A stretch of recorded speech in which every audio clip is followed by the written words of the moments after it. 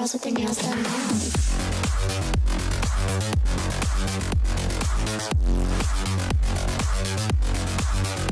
Girls with their nails done. Girls with their nails done.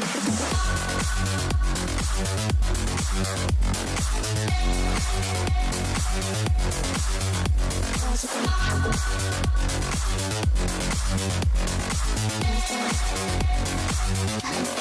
nails done.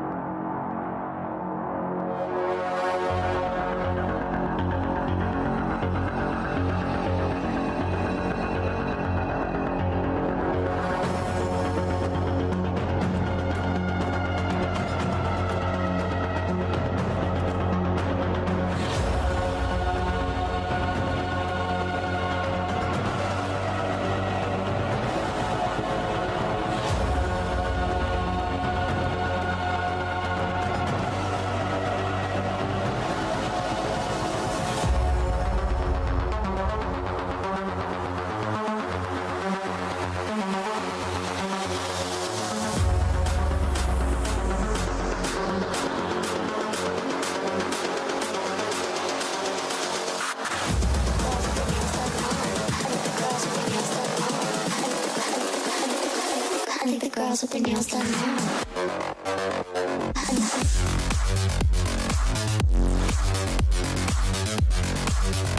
Girls with their nails done.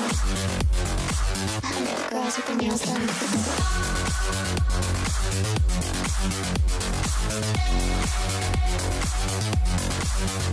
Girls with their girls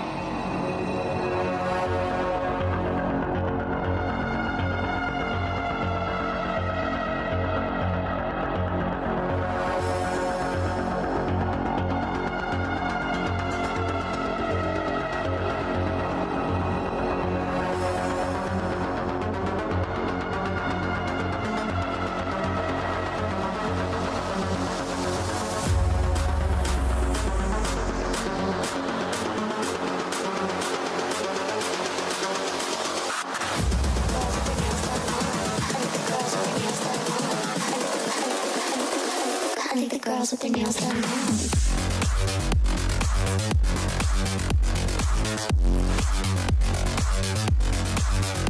Girls with their nails done. Girls with their nails done.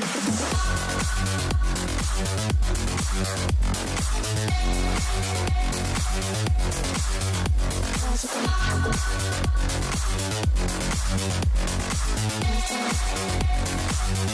girls with their nails done.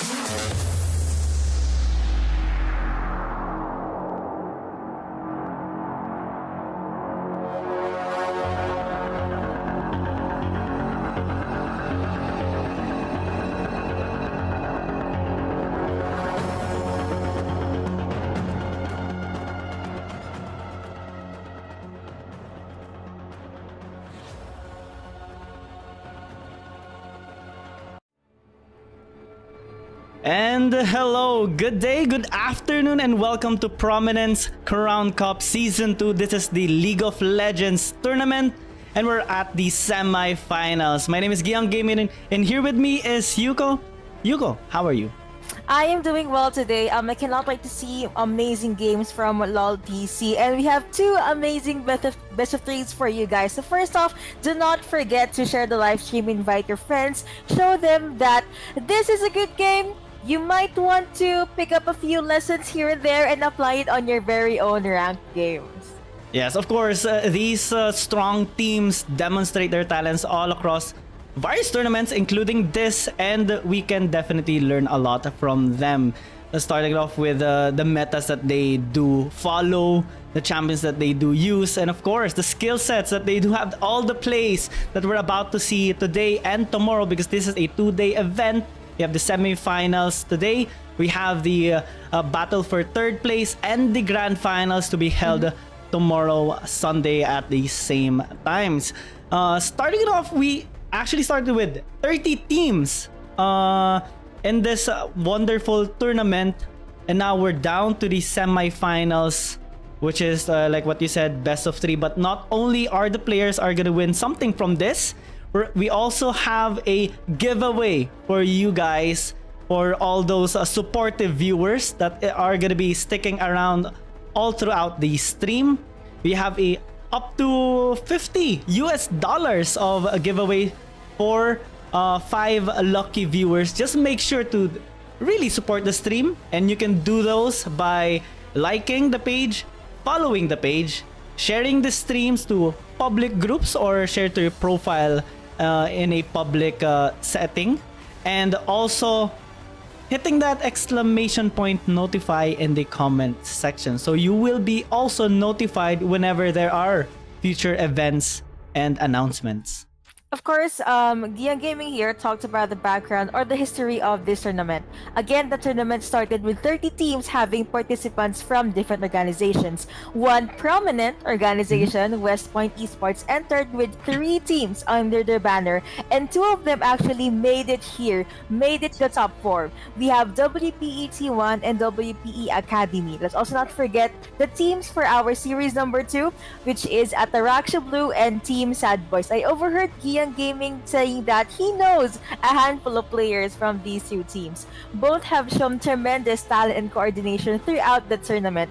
Who will move on to the grand finals? That is the question, and we will be very much happy to be the narrators or the storytellers for the matchups for the day. Because well, stories tell where they actually came from, where they want to go, and we already have seen or heard so many good stories on the teams. Starting it off with West Point Esports, I knew them already from before when I started in esports actually, and they had tremendous growth in their teams. We saw some teams on other tournaments showing their capabilities to actually take down these strong teams, and maybe this is what we are going to be seeing later on. Well, for our first series, we have a family feud. West Point Esports T1 versus their academy team. The second series is going to be a battle. Whoever is going to be the worthy one to challenge who's going to win in the first series. Right? It's always that case. Grand finals is always a battle of the throne, and this is the final step towards it. And we're just kind of like waiting for these both teams to be ready to start the game. How are you feeling, Yuko? Are you excited about this? For me, I'm really excited because I've seen the growth already of West Point Esports, and I am very much interested in how they are gonna be facing head-on against their academy team. I want to see how much strong their academy team is like over the past few weeks. Well, if you're excited and I am ecstatic, I cannot wait to see what kind of fights and clashes we'll be seeing for the day. You did mention earlier that this is the survival of the fittest. You really have to go all in with your tactics. You have to have all your plans in your pockets. If you have 1 or 2 mistakes, it's back to the drawing board, but you also need to be able to withstand and sustain and be 2 steps ahead of your opponents. You also talked about behind the scenes how crazy the meta is for LoL PC. Walk us through it. How crazy is the meta now? Pretty much anything. Actually, it's kind of similar to Wild Rift. Sometimes you do see those meta picks wherein you have double tanks, double utility, 1 marksman. Sometimes you put in 2 ADCs. In this, it's a little bit more complicated because you have more options in your champion pool, and there's a lot of synergy to be considered in this. I do recall in some of the tournaments we're in, there is no prioritization actually on tanks. Most of the teams prioritize on champions like the Jin Zhao, sometimes the Vi. We do see a lot of picks coming in with the Viego and all these fighters and also assassins being prioritized right now, because there's two things to be considered when picking a fighter champion, or like there's two pros onto it. One is that you can actually snowball quite early into the game, just like when you're using an assassin. And second, you can actually kill the ADC, which most of the time is the threat in the late game. So if you can do both of things, that's already a high risk but also high reward scenario in which most of these strong teams actually take. And don't we all love those high risk, high rewards kinds of play? I love how you mentioned Jin Zhao and the Vi pick. Logic here is a lot of teams in and out of the pro scene in LPC, they love their front to back combination or their front to back lineup. Basically, you fight them, but you also have someone, one or two champions at the back line to be able to be in charge of the flank, to be able to help the ADC, protect the main damage dealer. And honestly, in this meta, I want to see out of Viego, Samira, if she's open, as well as the other usual picks here in the video or the highlight video you showed me earlier off stream. I've been seeing a few of Jin picks, Lee Sin picks, Gwen pick at some point. But the bird's eye view logic here is teams play around their strength. Yes, there is a meta, but they don't really care about that much. They want to be able to go with the unorthodox picks, but I'd say comfort overcomes the meta, and I cannot wait to see what kind of comfort picks will these two teams have in store for us. On top of that, you mentioned this, our first series, it is a family feud. So they know the possible lineups, the possible combos, the possible tactics that their opponents will have. It's just a matter of who gets to dish out more damage, who gets to be able to check most of their win conditions first. It all boils down to their execution, mostly knowing what to ban, what to use, what works on their team most, what works against your teammate most, because you know also their strengths, but you also know their weaknesses, and their weaknesses are the ones that can be targeted and exploited, and that can turn into your win condition. I do remember you mentioned about comfort picks. Yeah, I do recall, because I am a T1 fan. SKD T1 ever since 2013, and I have noticed before the change of Faker himself, in his picks, he turned from using his comfort picks like the LeBlanc, the Talon, the Zed, into champions like just using Galio all over again, and Karma and stuff like that, because that's what the team needed. And right now, he's going back into his comfort picks. And what does that lead to? They're one of the strongest right now, 15-0 in the LCK. And speaking of wins, let's see who's going to be winning right now as we do start the game. Pick and bans starting right now. Cannot wait to see what kind of bans and picks will these two teams show us. So let's see if we can predict the possible bans and pick here. Let's have a mini game before we hop into the first actual game for the day. Again, guys, to those who are watching, do not forget to share the live stream.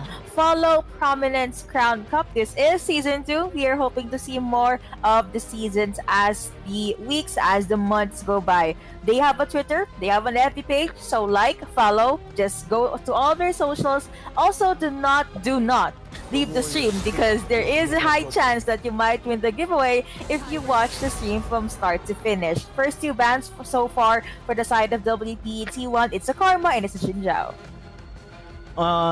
Looking at right now, it's gonna be a switch of this. West Point Esports team as a team are actually so strong. They adapt mid game, not only on their champion picks, but also in their execution. They do like to sometimes play it out safe. Sometimes they don't actually do that. They go in very aggressively and they just go with these snowball champions. But I think they're playing it out a little bit safer. Locking in the Volibear can provide them that tankiness and also that engage potential. I vaguely remember Volibear to be a champion that has an obnoxious amount of damage if he was able to snowball. Maybe that's something that WPE has in mind for now. But looking at the blue side, we have a first pick J4. I remember you telling me that teams barely prioritize tanks. J4 is kind of a tank, but also not really. I guess they want to secure the jungler to be able to create these openings, make these initiates for his other teams to be able to just jump in with a follow-up, because after the flag and drag, after the cataclysm, a lot can happen. Imagine having a Ziggs or an ADC, a super powerful ADC that can follow up whenever J4 jumps in. I mentioned Gwen earlier. She'll be hovered and then locked in, going over to the top lane. And most of the time, we do see this happening. Why? Because Gwen can shred. She can just shred so much on the tanky members, and there's pretty much nothing that they can do when that actually happens. It's hard to counter a Gwen when you're mostly building magic resistance or HP, because her passive alone allows her to chunk down percent HP damage based on like your max health. So for Volibear, for Renekton, they're gonna be shifting up a bit and pairing this J4 Gwen with a Galio. West Point Academy are going all in on this. They are. Can you already imagine the possible outcome here? Taunts connecting, Gus's Punch here and there, Cataclysm connecting onto the hero's entrance, and there is a lock-in on Zeri. I also like how you were able to highlight the fact that the first two picks are tanky.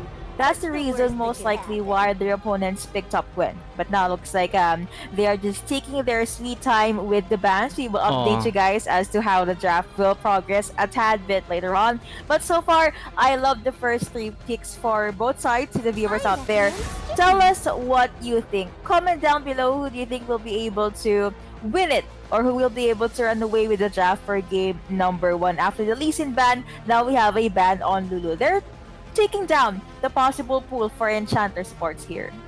Yeah, the bans are actually targeted. West Point Esports team 1 are taking away mostly on the ADC side, but they also have taken away some that can be a threat to the Zeri, particularly the Akali. Just one combo can take down a Zeri, and Zeri is a very, very mobile champion. She can just kite out all the way. This can actually be a problem of West Point Academy, because when they actually, after they have used all their resources, they're gonna be basically a walking target for the Zeri, and it's hard to catch her since her movement speed is obnoxious, especially when she is paired with something like a Yumi. But West Point Esports, they're gonna stick with Engage to provide that peel for the ADC, which can be a mid lane Zeri as well. We have to consider that.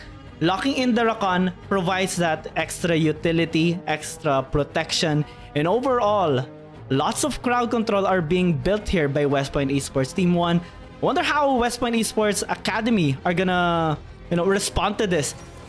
Locking in the Ziggs is amazing. Look, we talked about flex picks. Just like in Wild Rift, Galio can be a support, can be a mid, Ziggs can be mid or ADC. Having that Zed basically just blows my mind. Yeah, I love it. It's just a lot of magic damage, a lot of burst for the side of WPE T1 here. And I mentioned J4, I mentioned the Cataclysm. I even talked about Ziggs earlier on, but I did not expect him being picked up. So that's +1 on my predictions. That's a +1 point for Yuko here. But yeah, the only thing that these two teams have in common is they want to fight. But But there is a slight difference that I'm seeing here. For the side of WPE Academy, they can also have these pickups. You have an RE, you have Renekton, even. If you see anyone from T1, WPE T1, that's alone or maybe 3v2, that will be the setting wherein WPE Academy will try to abuse or will try to take someone down. On top of that, if WPE T1 is not moving as a unit, if they're not gonna force these team fights, they're very vulnerable. Look at how squishy Zed is if he's alone. Assuming he is sitting at the 10 or 15 minute mark. Still kinda squishy, but also not really. I mean, you have the resources to burst him down. Ziggs also, especially once the flash is down and the satchel charge is gone as well, he is very, very much vulnerable when it comes to ganks. It's hard to actually dissect the composition here of West Point Academy. You know, they have a lots of engage, they can disengage as well. They have a lot of protection for their structure since Ziggs allows them to actually be able to clear out waves. And on top of that, they can bully in the early game. Having Ziggs and the Galio being in the bot lane allows them to just try and prevent that snowballing of Zeri or delay the scaling, in which Zeri actually needs 1 or 2 items to be able to do so much, particularly the Trinity Force and well, sometimes the Titanic Hydra for the AoE damage or like the cone damage. And most of the time YJY might actually be relying onto Calumnia and, you know, his other teammates to set things up for him in the early game, because Ari can actually win 1v1 against a Zed. It's one of the possible counters of a Zed pick, but it also boils down into the execution. It kind of becomes complicated when team fights actually happen, because you have to consider timing, crowd controls, the piling of those crowd control, and also the damage that you might actually take and deal to your enemy or from your enemy.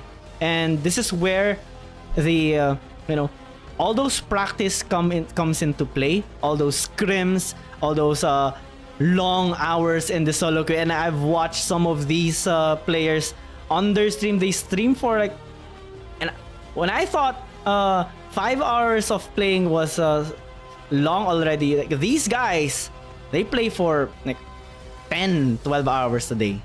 They really, really love the game. That's something that we can gather from how long their streams are. And I actually like how you mentioned the layering of CCs. Let's look at WPE T1 here. Imagine Zeri the front line. Of course, she will get ganked, or WPE Academy will try to reach the back line of T1 here. That's why you have the point click stun from Renekton. You also have Volibear to be able to just stop everyone from going anywhere near Zeri. You also have Rakon with the quick miss and the grand entrance. On top of that, the most obvious, you have the charm coming out from Ari plus the orb. So that's a lot of burst damage, a lot of AoE CC. Whoa.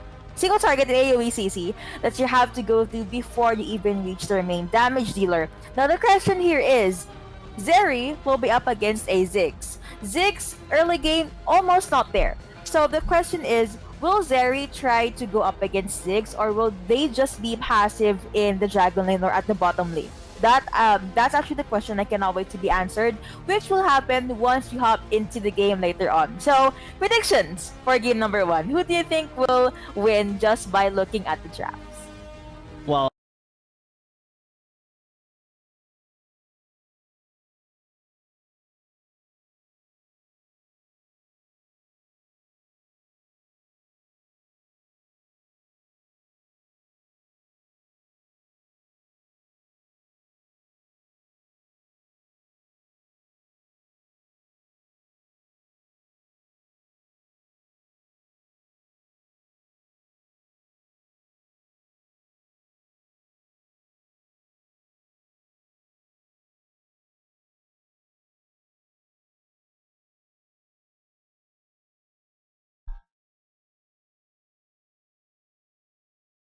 Excited to be able to start the fights, and with that we're gonna hop into the game in a few more seconds. I know you guys are excited, but bear with us for a bit. We're setting up a few things at the backline, at the backstage. But again, do not forget to share the live stream. Follow Prominence Crown Cup Season 2, Twitter, FB, even on YouTube. We're actually live. So shout outs to all the viewers out there. Let us know what you think about our first series. We only have 2 for today, both being best of 3s. Yeah, it's a fantastic run that we're about to see right now. You know, these teams just want to show to everyone that, especially Team 1, since they even have won C-Ball, the C-Ball tournament. They have defeated so many teams. The only team that actually took them down was Scambalo, and I do give them so much respect for that. The first team to actually give an upset victory onto the West Point Esports. And right now, they're looking to solidify their standing even more by, you know, trying to win in this tournament better than before. Because it's actually hard to do those sometimes when you are kind of balancing everything in your life as well. You know, anything can happen, and you also have to just try and maintain your practice in the game. I actually saw a quote somewhere that if you rely on your mood when it comes to practicing or doing anything, it's not that reliable. Instead, you have to rely on consistency. Even in the days that you don't think you should practice, you should. Start at day 1, make sure that day 1 will have a day 2, 3, and onwards. So maybe that's what you're talking about. You know, they have to really put in a lot of hours, a lot of sweat, some tears even if they have a lose streak in their solo queues.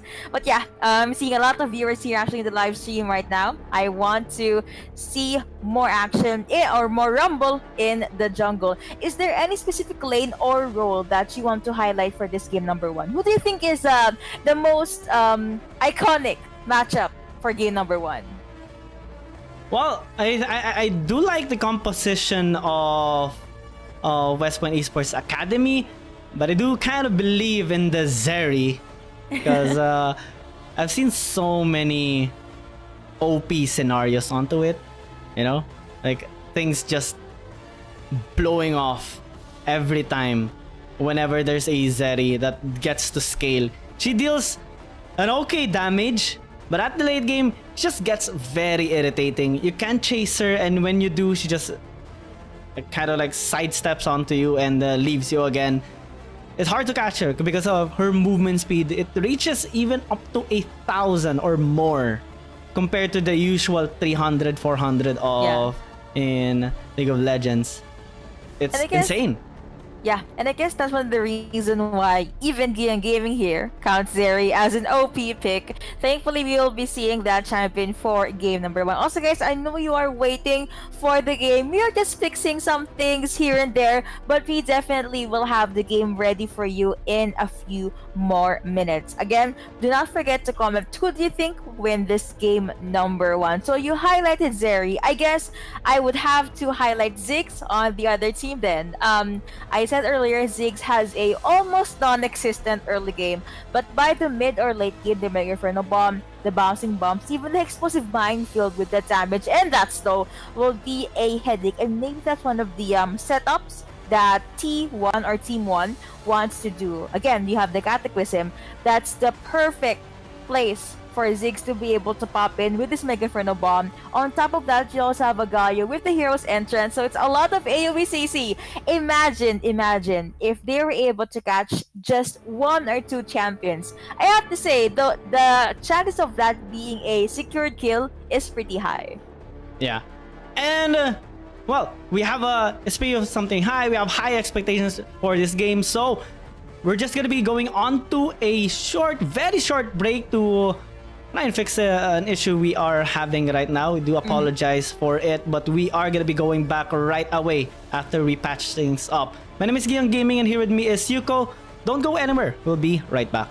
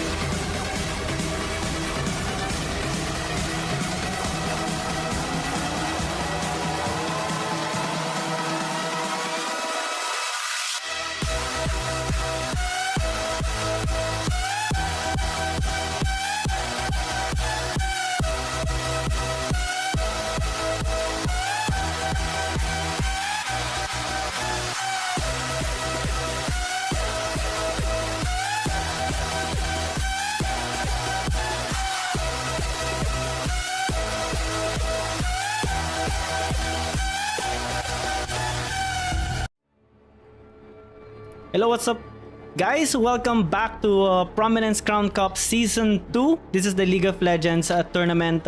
We're on to the first game of this best of 3 series between West Point Esports Academy and West Point Esports Team 1. Unfortunately, we ran into a technical problem that will unfortunately lead us into not being able to view their first game. We have to just wait for them to finish their game, and then we can proceed to their game number 2. It's kind of sad, but it is what it is.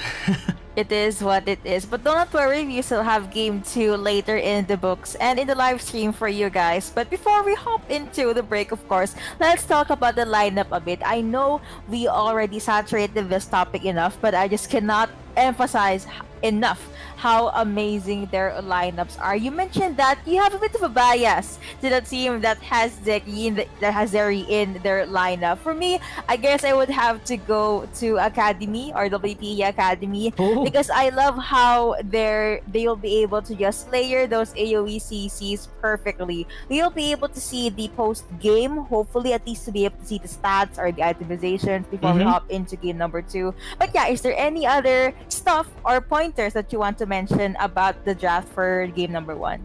I actually wanted to talk about their win conditions a while ago when the game actually starts. However, well, we can talk about it right now instead. Win conditions of West Point Academy, since they do have Ziggs and Zed, early game snowballing is a big factor for them. That's one of their key things to victory here. Shutting down the Ahri, shutting down the Renekton and the Zeri in particular, or most importantly the Zeri, will allow them to actually win the game, taking down towers and getting to the point of no return already for West Point Esports Team 1. But knowing the discipline of Team 1, they're gonna be playing this out safe because their win condition is pretty simple. Scale up the Zeri and have the Ahri Parzival go in, set up plays for them, especially with the charm, because Crescio will always be there. That's one of the things that I have seen from him. When there's a call, Crescio is there on point with every detail. He doesn't hesitate on anything. He goes in and helps his team out. I would have loved to see the kind of micro and macro plays that these two teams will be able to show in game number 1. But don't worry, again, this is a best of 3, so we could possibly have a game number 2 and a game number 3. But that has been our initial thoughts about the drafts for these two teams. Again, we are your casters. I'm Yuko, alongside me is Giyang Gaming. We're gonna hop into a very, very short break, but when we come back, we will be having the results for game number 1, and we will be able to show you game number 2.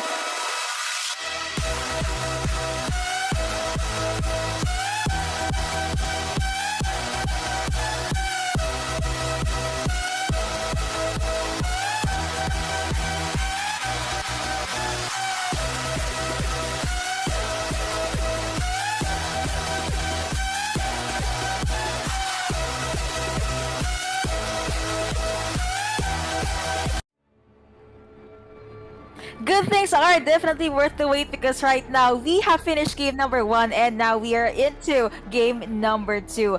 The winner for the previous game was actually WPE T1 T1. Now let's see, will we witness a 1-1 or will we see a 2-0 for the first series? So Gian Gaming, I know you saw the post-game stats and the items, so what do you think should Academy do to be able to turn things around? Well, one of which is try to shut down YJY. He's definitely a big problem into being able to scale. They mostly are, well, they were able to stick into their win condition and shutting down these, or like preventing these snowball of West Point Esports Academy, and they actually reached up to the 45-minute mark, if I'm not mistaken. Late game definitely went better on the side of West Point Esports Team 1, and it kind of just reflects the discipline that they do have. Let's see though if it's gonna be maintained in this game number 2, as the game actually is starting in the picks and bans. Let's go. Alright, so for the bans for the side of the WPE T1, we have Akali, we have Irelia, we also have Nidalee. For the other side, we have Karma, I think that's a Thresh, and the Renekton. I'm not so sure, I'm nearsighted, the screen's away from me. But for the first 3 picks to the side of WPE T1, we have Lee Sin, Varus, and Jace. Lee Sin obviously will be the one that's going to be carrying in the early game. Varus for the late game. Jace, I know he's strong in the late game, but I just feel like you can feel his damage more in the mid game. So I think they're drafting a lineup that is just good from the start until the end. In retrospect, for WPE Academy, we have Graves, Jinx, and Malphite. I cannot believe that I'm seeing a Jinx for this game number 2. I want to see how this champion will perform. Well, especially after the patch on the Runes and Masteries, you know, the lethal tempo actually got a little bit changed with respect to the scaling of the attack speed, in which mostly hyper carries got prioritized right now due to this very fact. And you know, I think we're gonna be having a little bit of a remake. Some sort of a problem has occurred on these players, but rest assured, things are gonna be as smooth as ever starting from now. We are, of course, we would firstly like to apologize for the technical problem a while ago. Rest assured, it won't be happening ever again. You're gonna be seeing everything from the games of these amazing teams, starting from West Point Esports Team 1 and Academy, and later on for Sadbois and Ataraxia Blue. And of course, let's go back into the pick and bans. Things are just repeating from earlier. I think they're just, something just happened on one of the players, probably a connection, or maybe worst case scenario, someone accidentally pressed Alt F4. It happens, right? So we're gonna be seeing a Jinx. You were talking about a few adjustments in the runes here that was basically exploited or abused by players that love to play the hyper carry role. And honestly, movement speed boost, Jinx is arguably one of the first champions I have in mind because of her passive, Get Excited. Imagine the passive procking, but you also have extra movement speed. That is something you would want as an AD carry. Now, my main concern for Jinx is once the flash is down, or once she was able to pop the chompers, she has no other way to escape. So the extra movement speed boost that she will receive this time around is very, very crucial because the ADC can reposition, can rotate more, can even target other people more. And speaking of targets, looks like they target ban this Twisted Fate. No Destiny, no gold that's being procced because of Twisted Fate's passive, and no gold card that will stop them from rotating in the lanes. Lots of mid lane priority for both teams, actually. We talked about how these teams make their plays. West Point Esports a while ago with the late game scaling composition. This time, West Point Academy are gonna be trying it out in their composition with hyper scaling late game hyper carry. No, Jinx. They have the Graves, which can actually go head to toe with with strong matchups, particularly with fighters. So there's gonna be a little bit of a hesitation on the side of West Point Esports Team 1, especially that they first picked their Lee Sin.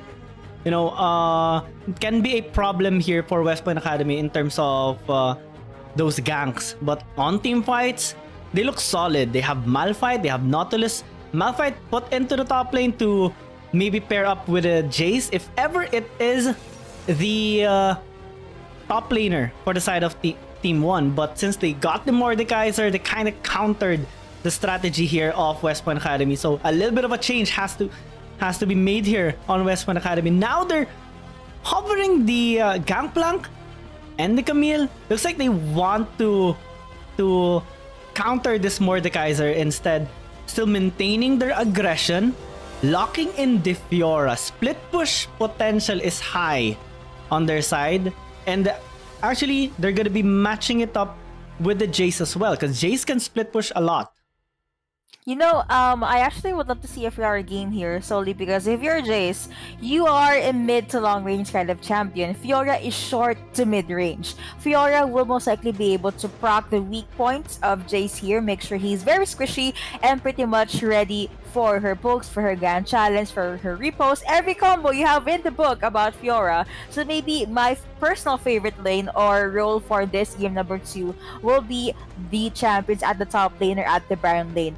Another lane I want to keep my eyes on though is the bottom lane. Varus versus Jinx. Jinx has Nautilus, whereas Varus most likely will have Leona.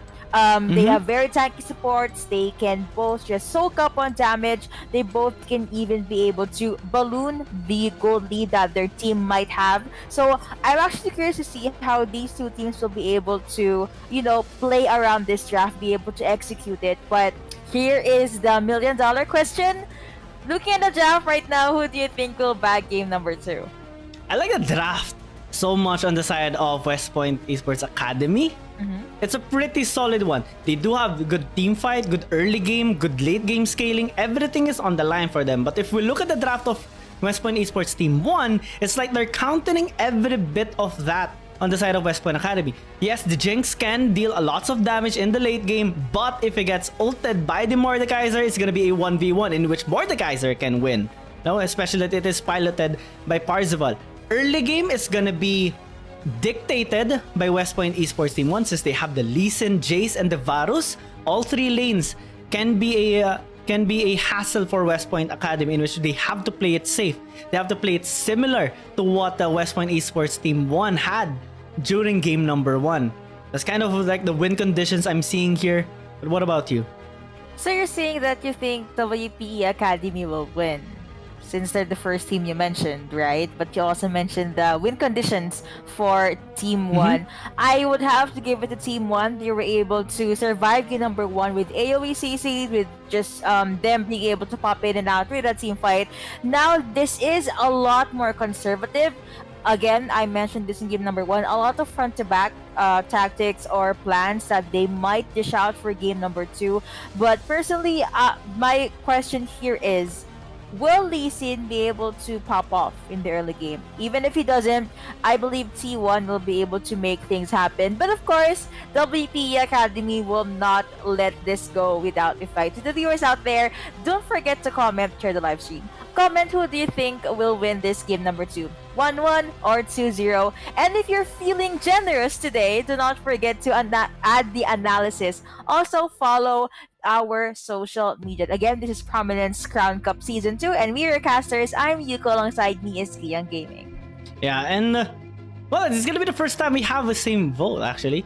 You know, West Point Esports have already showcased their how strong they are, not only in game number 1 but also in most of their games all throughout their career. Their growth is very significant, and right now in their composition, they're showing that with this draft, they can actually take down this strong scaling composition of West Point Academy. Lots of discipline is going to be needed for this, but that's the discipline that West Point Esports Team 1 already has. So in terms of execution, yes, it's going to be crucial, but it might actually be possible. And that puts pressure on West Point Academy. They have to play into their very own win cons and scale up the Jinx. If they don't, there's a lot of setups that West Point Esports Team 1 can actually make. They have the Varus. Jace can easily obliterate the Jinx in a mere second. And if you take into consideration, there's a lot of crowd control on the side of West Point Esports Team 1, not only on the Academy side. So, team fights, we can expect it to be really messy. Well, I guess we could be seeing a lot of messy fights, but there's also the chance that we will be seeing clean pickoffs and clean decision making from our two teams. I'm looking at the skin game right now. It looks like Muay Thai Lee Sin is the most basic or most chill skin, because other than that, we have flashy skins like sorry Fiora. We also have Debonair Leona. You know, these players, they love their skins. Do you have any specific skin from LoL PC that you absolutely adore? Well, I'm going to go with my favorite champion, of course, Senna. I do love the Prestige Senna skin. It's absolutely amazing. I heard that there's gonna be an upcoming skin for Senna, but I did not like what the price is gonna be. So, I'm kind of hesitating on it. And there's rumors that it's gonna be 1,800. No, not 1,800. 18,000 RP. That's equivalent to spending like almost. I can't even comprehend how expensive it's gonna be. Like 2K, maybe 5K for a skin, and it's my favorite champion. So of course I'll buy it, but. You're still gonna buy it, but it's still gonna hurt your wallet, am I right? Yeah. I wish it's gonna be a little bit more affordable for the enthusiast of the game and the champion. You know, it's just my take on the matter. Yeah, this guy really loves playing Senna. I actually saw his match history earlier on, and it was, hey, to be fair, I don't think it's a lose streak, but it's a break even of wins it's a and bloody losses. match history. I was trying to be positive here, but yeah, there's a few wins, there's a few losses as well. You know, you win some, you lose some. But I guess if there's any skin I love, that would be this. I love this skin because it's very nostalgic for me. It's DJ Sona. That was my first ever 1K RP skin. I remember buying that way back 2016, 2017 when I was still a newbie in LoL PC before I hopped over to Wild Rift. But yeah, I really love the effects and I really love the music that she puts on. Those 3 different songs she puts up with because of that skin. Also, the opponents can hear her jam, so everyone can just vibe with that skin. I guess the most aesthetically pleasing skin for me is the Debonair Leona. But now, I know you guys are curious and excited to see what's gonna happen in game number 2. We're just fixing a few things at the backstage, but don't worry. Once things are good to go, we'll be able to show you what's happening in the Summoner's Rift. So yeah. Well, actually, we're not fixing it. There's just a small pause on the teams right now, which is kind of common on the competitive play. Usually, there is a 1 to 2 minute pause. Them just making sure that no one is gonna be spectating, no one is gonna be having that, blind eye on them. So everything can run smoothly. I guess we were not able to see game number 1, so I believe everything will be smooth like butter for game number 2. So yeah, both teams draft very, very strongly. Of course, they will be able to execute it perfectly. We both voted for Team 1, but what if Academy will be able to bag game number 2? You mentioned their win conditions. Give me a time limit here. What do you think is their time that their carries, their mid laners, and their junglers will be online? Well, normally it kind of takes like 20 to 25 minutes for an AD carry, a hyper scaling ADC to actually snowball. It takes like 2-3 items, but for a Jinx, sometimes it takes like just 2 items. It can be a problem already, but due to the draft again of West Point Esports Team 1, it's gonna take more than just 2. I'm gonna guess 30 minutes of enduring pain and suffering here for West Point Esports Academy if they want to get their win condition. Unless, anything can happen. What if the Gen gets 2 kills, 5 kills, all the kills that West Point Esports Academy are making, which is hard, especially that an AD carry, marksman normally doesn't deal that much damage, but that's what we are going to be finding out as we head into the game.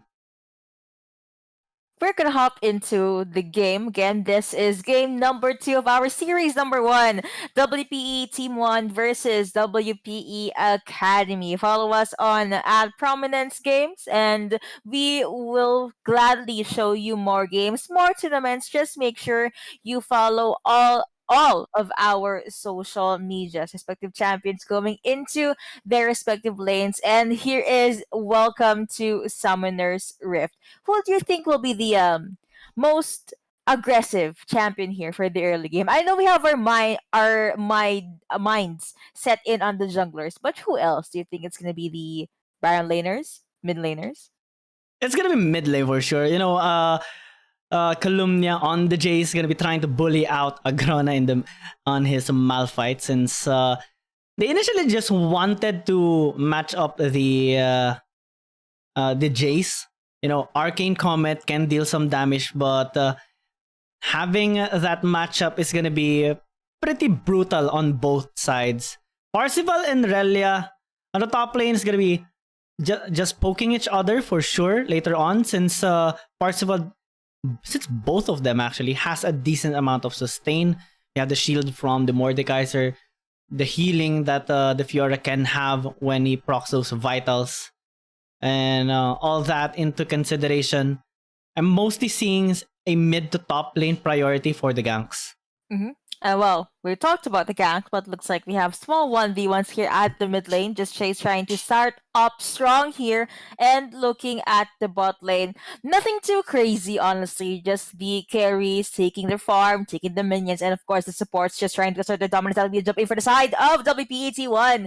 But apparently follow-up is not there yet. They're just trying to scare off their opponents. Few love taps here and there, and looking at the mid lane. Looks like you have this. Okay. Wow, that was very nice. That was a good aggression play coming out from this Malphite. And now looking at the top lane, this is something I've mentioned earlier. Fiora, you'd want to be near your opponents. That's why she is trying to close the gap here against Parzival. But now looking at the bot lane, yet again, a lot of damage being taken by Nautilus. That will be the kite not connecting, but the stuns are going to connect onto the ADC. Jinx very, very slow. She got exhausted there, and it looks like both of them are very, very low, but they're engaged coming in from Nautilus. First stun going over to Varus, but again, looking at the top lane, another 1v1. They want to get more blood. They want to get more of these early game kills. Yeah, there's so much aggression from both sides. Pretty early on into the game, we're seeing now top lane Parzival needing to back away and respect the damage from the Fiora. We can say that it might have been a questionable dredge line by Forgotten, but we do see the intention. He wanted YJY to be in tower's range so that Mist can actually take that kill for them. But unfortunately, Kresho was there as well to stop those engage and allow YJY to secure that kill. Now with that, Snowball is in the hands of West Point Esports, which is their win condition as we have discussed earlier. And it's going to be just the same in the mid lane. Not only Calumnia deals damage, same as Agrona, and those bowling balls are going to hurt even more as Agrona levels up. Yeah, those bowling balls will hurt indeed. Let's see how much damage will those balls be able to dish out as far as the game will come through. But here we have at the top lane Fiora asserting her dominance. Some weak points being procced here. Looks like this Percival will have a different time. That will be the pokes and the Qs connecting. But here he is gonna have to go up against this Fiora. Ignite being popped there as well. But Fiora will be a-okay. No problem. I'm fine. She just knows the limit limits of this champion. Again, Yep. this is 4 minutes in, almost the 5 minute mark. But little does he know, though, there is another champion hiding at the bushes. Someone who is not hiding, though. It is this Jace. He is just staying under turret. That will be the jump in. Another post coming in from this robot. Here comes a flash in for the side of WPE Academy. That the kill going over to Fiora. But another kill at the bot lane comes through. 2-0 for Varus. This is everything an ADC would ever want. Yeah, 2-0 already, but on the top lane, Parzival is struggling a little bit. In the mid lane, though, In the mid Agrona lane, with a solo kill. That was a solo kill. A lot of committed for the side of Academy here, and things are always the risks are always worth the returns. Now we have 2-2 on the scoreboard. Gold lead slight in favor of Team One. I'd say a 300-400 gold lead. No turrets taken down yet. Looks like they're just trying to make sure their opponents will not snowball. But I'm still looking at Varus here because obviously for X-Flash? T1 you'd want to give those kills and those early game power to your ADC. That's going to be a jump in for the side of Leona. But looking at the jump in here from the side of Malphite, he pops that unstoppable. No, that is the unstoppable force coming through. And they secure a kill in their pockets. Now 2 and 3 on the board. Looks like T1, they're the ones wondering what to do this time around. Yeah, Agrona actually did a really good job there. Prediction on the flash out of Calumnia. And that's when he then followed up with the unstoppable force, allowing them to secure that kill. Now they have priority on the dragon. However, Austerity is going to get contested. Does get that dragon, but he might have to give his life for it. So that's 3-0 on the Varus as of the moment. Chain of Corruption not available, so there's going to be, raining him some arrows. But the blast will allow them to secure that kill. 4-0 on YJY. We talked about earlier that a what if on Miss Jinx. But we're seeing the opposite of that. We're seeing YJY with 4-0 and a 400 gold bounty. Well, the bounty will definitely go in the right pockets if they do get that kill. All of the kills from T1 is literally funneled into Varus, but I think that's not a problem. Again, Varus just needs some time to scale. Towards the mid game or the late game, it looks like his piercing arrow will be a huge problem. It might even pierce through their hearts. But now, 7 minutes in, a small re-engage here from Fiora, but no actual commitments just yet. Just a few pokes here and there. Jump in from Jace at the mid lane, making sure that the life of Malphite will be withered down. Looks like here comes another engage from Fiora. Keeping the pokes, making sure she will get those weak points. But it looks like she is also able to dance around against Percival. A flash in, and with that, she finishes off that kill. Another kill for the side of Academy. Now, things are even. 4-4. Yeah, Relia already knew that Parzival's flash was down due to the gank earlier by Austerity.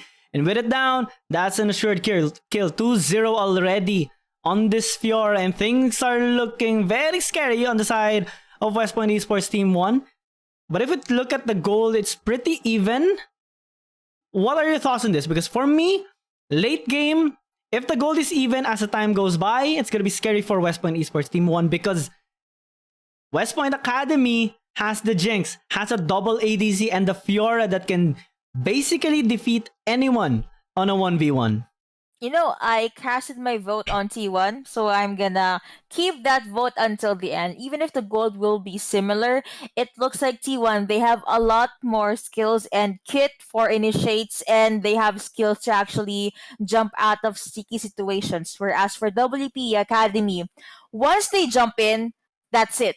There's a chance that they do not have the resources to actually jump out of a sticky situation. If you're going to look at their skill set, you have Grand Challenge, you have Graves Ultimate as well, you have the Unstoppable Force, you have the Rocket from Jinx, and the Pull and the CCs from Nautilus. They have no skills or at least kit or combos to disengage. But speaking of disengage, looks like neither of these top laners will disengage. You also have Lee Sin lurking at the sides, but I don't think Fiora will go near those bushes just yet. 1 minute and 55 seconds before the Infernal Drake will be up. Let's wait and see. Will the team fight or will they prioritize on the objectives?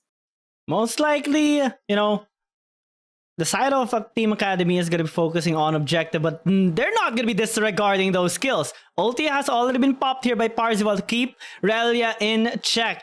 But we have Austerity lingering here on the Tribrush. He's going to be spotted out, but that's not going to be stopping him from taking down some of his HP. Not going to be turned into a kill though, so he's going to be able to back away successfully with the teleporter ready to be used. Mega Death Rocket dodged here from Mist.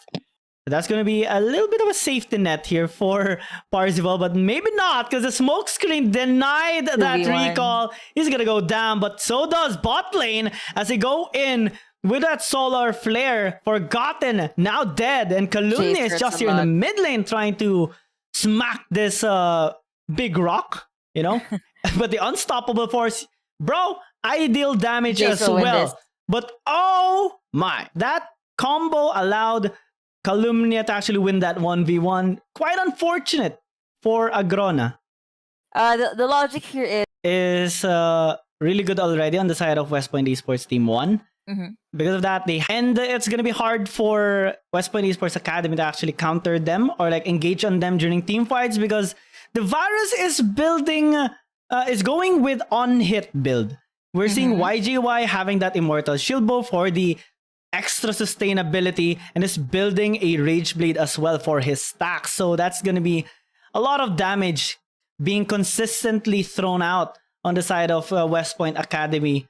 And as we see, Parzival still continuously struggling but thriving in the top lane. Is only having a slight deficit with regards to the CS, but in the gold, it's going to be a little bit more than that because Stride Breaker has already been purchased here by Relia, which is going to allow him to win more on the 1v1s because of the slow that it does have, which has a incredible synergy on his Grand Challenge. Incredible synergy indeed. And well, synergy combos, those are the names of the games for game number 2. But looks like there's a quick D-ward here from Malphite, but here comes the engage for the side of WPE Academy. He cannot move. The slows are going to come through, but then here comes a jump in for the side of Lee Sin. Forgotten being able to get one kill. Looks like Lee Sin being able to get one in his pocket. That will be the ultimate from Jinx, missing the fight, but they are now under turret. A shutdown on Varus. The gold went over to Fiora, but she also got taken down by the Varus. But now here comes the last champion, the last member of T1 in the mid lane, and with that, killing spree going over to Jace, and Parzival also being able to get another kill for himself. That was a 4-2, I believe, in favor of T1 and a possible mid lane turret. But we have a teleport right now being used by Agrona to try and prevent them from taking more plates. It's gonna be a big deal though that Relia, of all the people, has gotten that big shutdown. That's gonna increase his scaling even more, and it's gonna be a nightmare for Parzival as he is gonna be the one to match up with this Fiora. I like how YJY kited earlier though, having to flash out after being hit by the Unstoppable Force. The follow-up by Austerity was nice, but the direction of YJY, along with the follow-up by Calumnia, allowed him to, he still died, but he remained alive for a few more seconds, buying enough time for the other members to do the damage, and also for Parzival to reach the team fight, which I think is pretty much significant on that, allowing them to win that fight. those few seconds really did change the tides of the game. I thought T1 was gonna lose that, but apparently, with a few seconds that they bought, it was able Percival rather was able to clean up that fight or that small skirmish in the mid lane. But now speaking of fights, there's a lot of pokes here coming out from this Fiora. You can just see how ahead this Fiora is Mm-hmm. mechanically and even item wise. But here comes jump in for the side of Oh, Academy. They actually get the kill onto Lee Sin, and they want more. They were able to get the referral. That's going to be another engage for the side of WPE Academy. Percival is so tanky though. He was able to get one kill. Goodbye for the jungler, and Calumnia being able to get one kill in his pocket. You also have Varus being able to pick someone off. So far, it's a 3-1 in favor of T1. yeah, that was an insane fight. Starting it off with West Point Academy taking down Revelate to secure that Rift Herald, and then another fight broke out. We even saw Calumnia winning 1v1 against Rele, which is huge. And now we're seeing it teleport by him onto the top lane to prevent anything from happening. Agrana kind of unfortunate there. No way to escape since Parzival is preventing him. Now with a 5,000 gold lead, West Point Esports starting to have their win condition being achieved more in this scenario. 7-1-3 on the score of YJY. It's a nightmare for them because he's already completed his Rage Blade. And after that, he's going to be building more damage items for his kit. Mm-hmm. And we already have seen West Point Esports taking control on these objectives. Now with the Mountain Dragon up, we don't even see West Point Academy trying to contest it. They're respecting the advantage that the West Point Esports Team 1 has. But this is good for them. An objective bounty, which is actually a good balance mechanic in the game, allows West Point Academy to actually gain some gold every objective that they do get. So that top lane push not only gives them a few gold, it gives them a few more extra for them to catch up. They do have a bit of a leeway to be able to set up a comeback if they do want to, and if T1 allows them to. But looks like T1 does not want that to happen at all. WPE Academy, now they are looking for openings from T1 here, but will T1 be able to pull the trigger first, or will Academy be able to find what they need? They just need to win, I guess, one or two more fights, and then they're good to go. The gold and everything will be even. But now we have 15 and 9 on the scoreboard, still heavily favoring WPE T1. Lee Sin is just minding his own business, getting the jungle, getting more gold, getting more EXP, securing his buff basically. But now that will be the stun connecting onto one, as well as the roots. He cannot move. He is just in the back line. That will be the kill going over to Lee Sin. Already forgotten into the rift. Now you have another piercing arrow being thrown out. Jinx with the ultimate weapon is not going to be enough. Now you have T1. They are charging at the mid lane. A jump in, a flash in. Leona being able to get that kill. Being able to get that CC onto Jinx. But apparently she paid for that with her own life, because now here comes Fiora, the most fed champion for the side of WPE Academy. Now Team 1, they will just hold their ground. They will focus on the turret. They will focus on objective. And it looks like WP Academy, they have no other choice but to watch as another turret falls down. Yeah, and they can't defend anymore since most of their engaged champions are already dead and forgotten yet again. Gotta get taken down. Kalumi is already godlike, and that's a flash out by Austerity. Meanwhile, YJY is getting chased, popping out that immortal shield bow, but he's still being chased down. You're on the wrong side of the map, buddy. And Mist is just going on a rampage right now, making sure he gets the damage done. But they're having one more member left, and Parzival getting that kill. Even if it dies, at least he gets one. That's a 2-4-3. Not really the best case scenario for West Point Esports Academy, but that's an upside for them. A win is a win nonetheless. It looks like they finally are getting their footing. Looking at the gold right now, there is a 6. Oh, no. There is a 3K gold lead in favor of Team 1, but slowly but surely, WPE Academy will be able to close out that gold deficit. And again, another box in. Look at that beautiful positioning from Jinx, though. She is safe Missed at the though. back line. Here comes the Root. Here comes the CC. That'll be the kill going over to Calumnia. Goodbye, ADC, for the side of WPE Academy. That will be the Q not connecting, but Nautilus will be able to live and breathe and see another day. You have the kites not coming through for the side of Varus. That's a little bit more to the right, good sir. But sadly, it did not connect. But now looking at the top lane, Fiora will try to go 1v1, make that 1v2 against this Varus. And looks like that will be the kill being secured by Academy. Here comes Lee Sin as well. Here comes the Oh, revenge kill. That will be 2 kills going over to Percival. This guy, this champion is just so tanky. yeah, he's definitely tanky, and it takes a lot to kill him, especially because of that Rift Maker allowing him to regain some of his HP back whenever he deals damage, and with that, it allows them to extend the team fight into their favor. Because Parzival is basically charming everybody to attack him, taunting them so that they would use their resources against him instead of the other players or the other champions on their roster. Mm-hmm. And it creates a big issue on where West Point Esports Academy actually needs to prioritize. Because even if Parzival is tanky, he also deals a lot of damage, and some of those are actually based on HP as well because of his passive.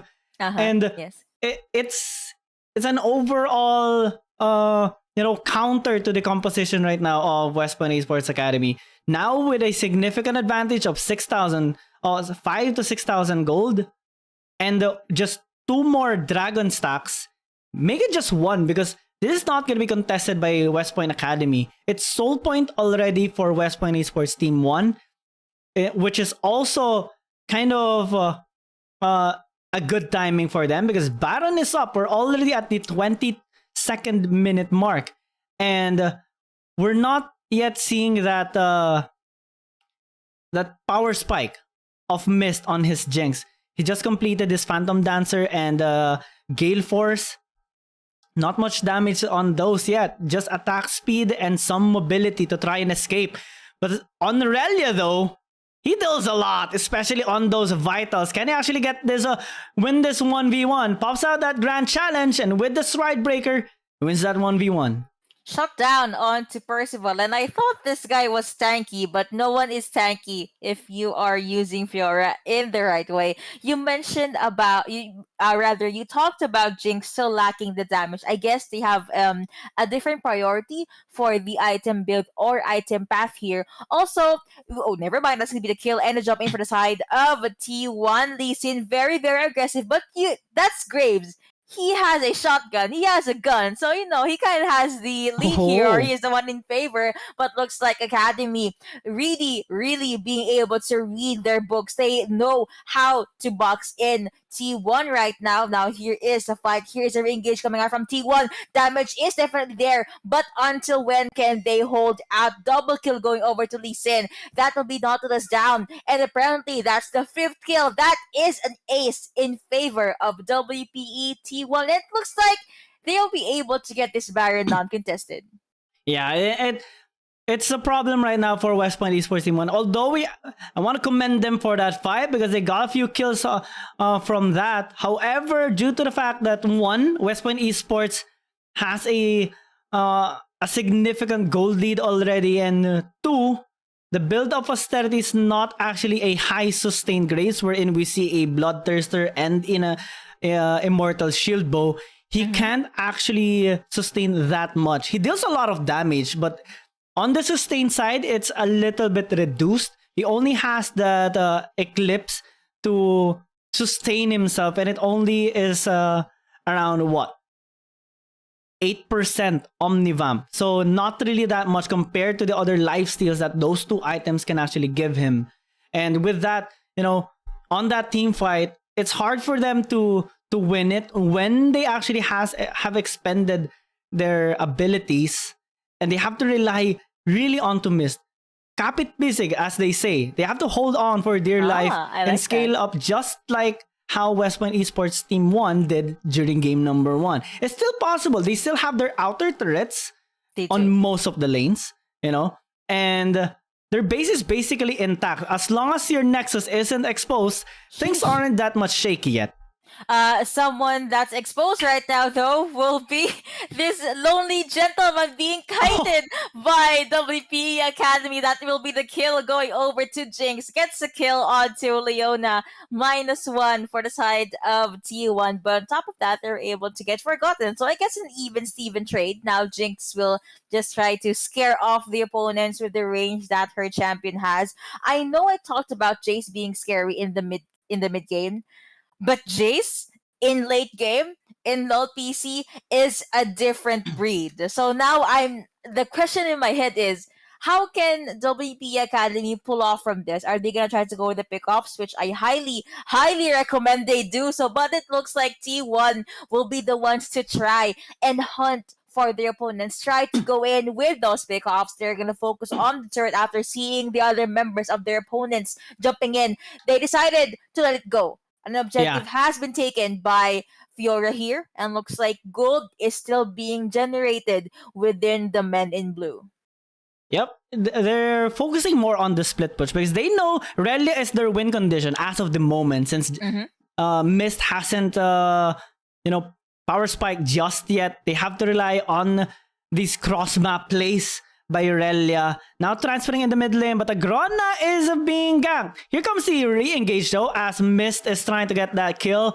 But with the 1v1 advantage here of the Mordekaiser, at least they do get that one for one. Jinx is starting to get his gold, especially with what Relia is doing. Another objective bounty, and we're seeing now the gold kind of still high on the side of West Point Esports Team 1, but with Relia trying to escape right now. Can he actually do it? 4 people are chasing him down, and even with the repose, so much damage already from the Lee Sin, from the Jace, even from the Leona a while ago. They're going to be just trying to stall him out. But can they actually secure this Mountain Dragon? Looks like they will. But what will be the trade-off? Because Calumnia is now engaging onto them. They're trying to escape with Austerity, using the Blast Cone. Very good use of that Glacial Augment by Forgotten. That's one of the big hassles on that rune. That Keystone Glacial Augment. It's a cone of an incredible slow that basically is like a stun, but no. It's hard to escape from it once you get hit by a big crowd control, like a knock up, a stun, or a snare. So with that, West Point Esports Team 1 are just going to be focusing their strengths into the mid lane with an inhibitor being taken down. In 28 minutes, finally, West Point Esports Team 1 has broken down the base of West Point Academy Open. There's now a hole in the base of their opponents indeed. It looks like they did not need that Mountain Dragon to be able to make things happen. And to answer your question earlier, what trade will WP Academy do after getting that dragon?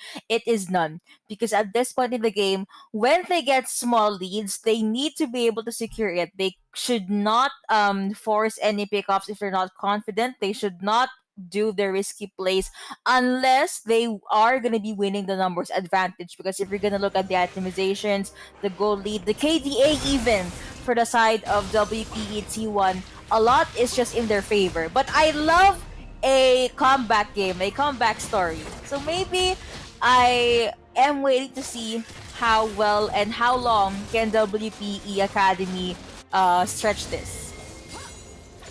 Yeah, they're trying to stretch it up in this game, but Relia is still a monster.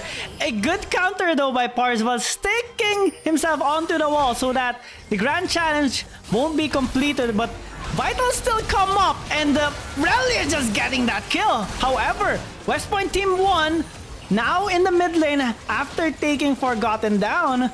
They're looking to push top lane as well. to They allow are. them to secure more inhibitor towers, break the base of West Point Academy more wide open, and basically just take control of this game, because in 20 seconds, Baron is spawning up, but that's a nice unstoppable force, allowing them to secure 2 kills, because basically this Lee Sin is gonna die. Nice kick though for that attempt, but with 4 people still alive, and only 2 on the side of West Point Team 1, this Baron might be for them already. Relia is chasing down Calumnia after that good attempt on a death brush, but unfortunately it's Relia.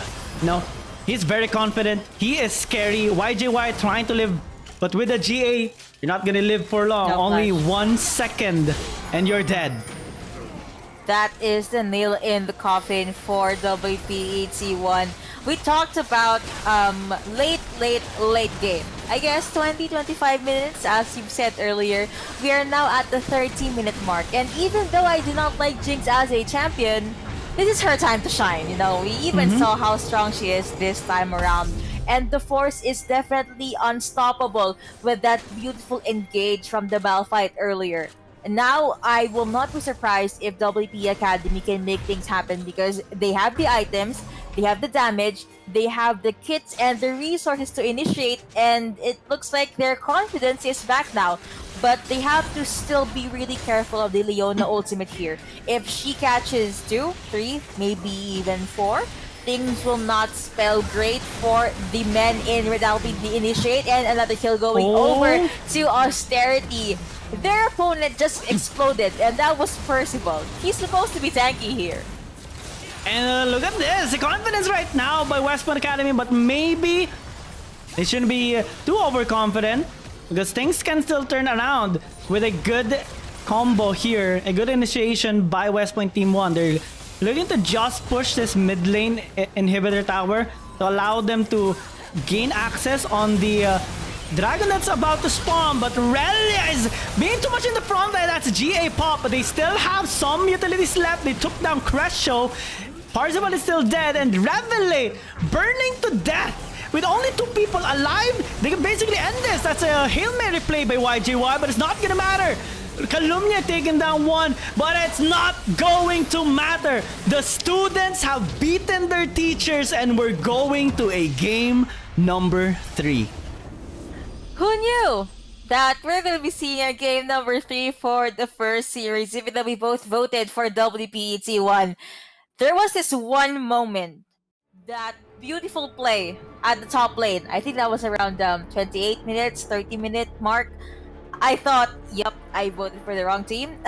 And it looks like Academy, they were able to stall the game long enough. They were able to just hold their opponents long enough for them to be able to re-engage. And Fiora, goodness me, we talked about Jinx, we talked about Nautilus, but this Fiora pick was spectacular. It was this player had a stellar performance in this champion, sitting at a 12, 5, and 10.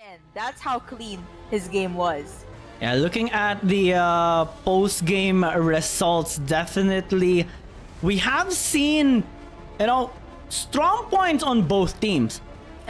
YJY getting so many kills in the early game, 7-1 and 3 was like the peak of his score a while ago, but after getting shut down by Relia, things started to change a little bit in the pattern. You know, we saw Relia making the plays, getting those objective bounties for their team, and slowly but surely we did see Mist starting to scale up even more, and that's one of the beautiful things we can see in the League of Legends.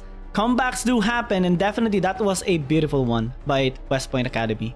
Yeah, I do love a comeback story, and that game number 2 was perfect. It pretty much covered all the bases from being think of an anime, you know, the main character, the protagonist, he's chill, pretty passive in the first few episodes, and then boom! Once we reach episode 10 or 12 maybe, the things just, the tables have turned. He is a different person. He or she probably discovered their superpower, and that is what we saw in Academy earlier on. You said this, the students were able to beat their teachers, and they were able to push this series to a game number 3. And what a way to start the stream. I was very much happy and satisfied to be able to shoutcast that. But with that, we're gonna be hopping into a very, very short break. Again, we have been your casters. I'm Yuko, alongside Miss Giyang Gaming. So sit back, relax, and wait for us to come back.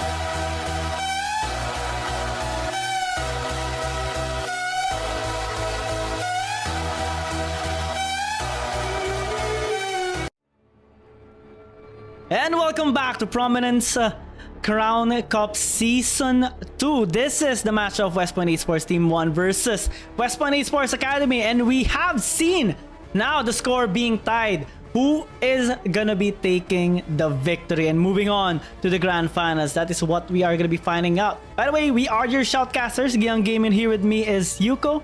Are you excited, Yuko? I am hella excited because I did not expect that much of a game number 2. I know I was in it for a treat, but that kind of game, that kind of combat game, really makes you feel the blood that runs in your veins. You know. On top of that, we've been talking a lot about the LOL TV scene while you've seen off stream. So definitely my energy is up there, and I'm ready to talk. I'm ready to yell. But looking at the band so far, we have a Justice Glasses, Renekton, Karma, and Zeriban from the side of the men from WPE Academy. For the side of Team 1, we have Akali, Aurelia, and Nidalee. They want to wither down the possible champion pool of the the possible pool of champions that can go 1v1 or that can just pick off anyone from the opponent's side. I do like the ban on the Zeri though. It's kind of cheesy. You know, YJY in game number 1 definitely did a really good job on the late game scaling. Especially, we all know how irritating the Zeri can be. And with this draft that West Point Esports Team 1 are building, yeah, the Zeri's not available, but the other champions are still. We have the Kaisa that actually right now has become... Kaisa right now is having this AP meta again. We see, you know, Manimian, okay, that's still AD, so yeah. But we do see the Lich, we do see the Nashor's Tooth. We see the Luden's Tempest being purchased along with maybe a Lich Bane as well, because, you know, the Void Seeker can just one-shot people at the late game, or maybe not one shot, but more than half of your health being chunked down in just one W. That's how disgusting the Void Seeker is with an AP Kaisa.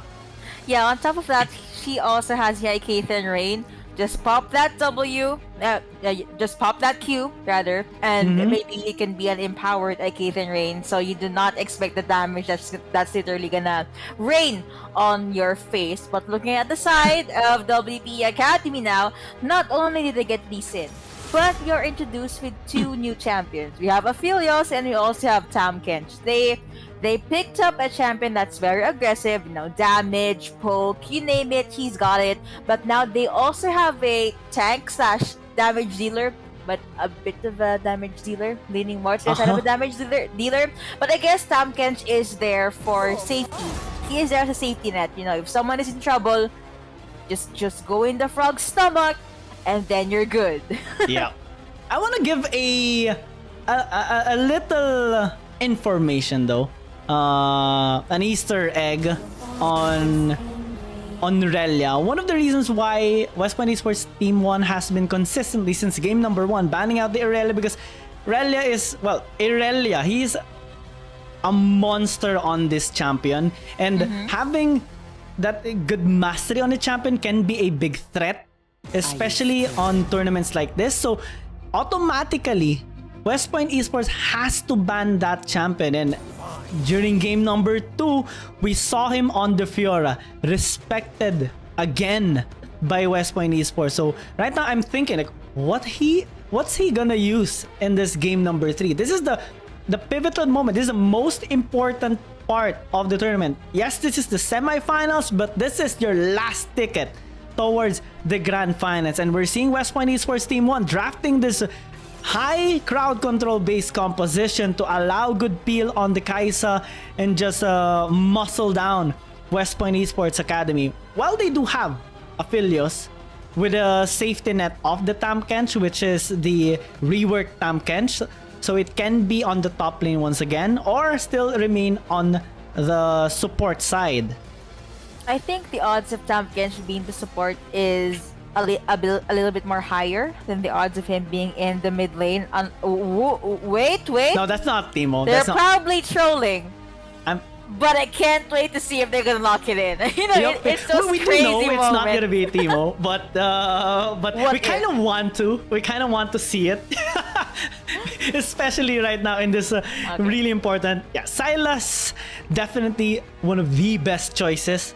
Looking at Jarvan, looking at Nautilus, looking at the Galio, you have a lot of ultimates to be hijacked, and definitely having that high sustain. Still, having that a fighter-based champion can definitely suit the needs here of Relia. Oh, you were asking earlier, who will go over to the side of Relia, and the question is now answered. He will get his hands on the No. Zed. No, no. Wait, I Zed? think they're gonna No. swap. Yeah, But they're gonna- okay, they're gonna yeah, swap. yeah. Silas is I a thought much it's- more logical champion. Yeah, high tempo champion, and it fits his play style. Yeah, play style so well, and I cannot wait to see how will he perform up against Camille. Silas and Camille matchup, we've seen that ever since the world began, ever since these two champions made it into the Summoner's Rift. But I want to see these two very highly mechanical Baron laners slash top laners go at it at the game number 3 setting. They were the ones that got the first blood. They were the ones that was able to secure the gold lead, secure the kill lead for their teams aside from the junglers. Now it will be a different story. I guess another lane I would love to see or observe will be the mid lane. I mean, it's damage galore basically for their side, and I also want to see how Tam Kench will perform this time around. Leona was okay in game number 2, however for the late game she was just food for the opponents. Yeah. Well, if we look at the Zed to Galio matchup, naturally it should be a win, mostly on the Zed, due Yeah, to the by the fact book. that Galio counters more on the mage side. But in team fights, Galio can do a lot. So that's the pros and cons here for mid lane. For top lane though, if we look at Parzival versus Relia, one of the reasons why Camille is like the stable pick on the top lane is because of his tactical defense, the passive that allows him to have adaptive shielding on physical damage or magical damage. That's his key strength. And on short trades, he can actually win against Relia. And Relia mostly will rely on his healing, on his second skill.